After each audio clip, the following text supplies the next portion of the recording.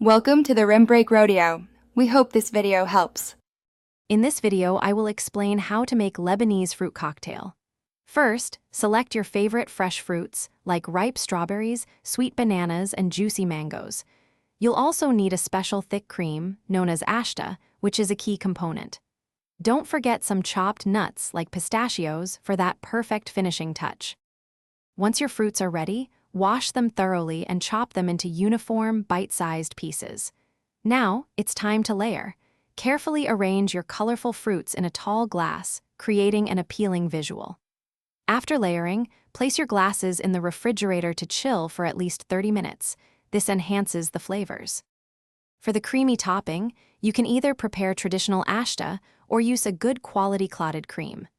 Next, create a simple syrup by combining 1 cup of sugar with 1/2 cup of water and bringing it to a boil. Finally, blend some of your chosen fruits with a little milk to form a thick, vibrant fruit juice layer. Now for the grand finale, pour your thick, blended fruit juice over the chilled fruit layers.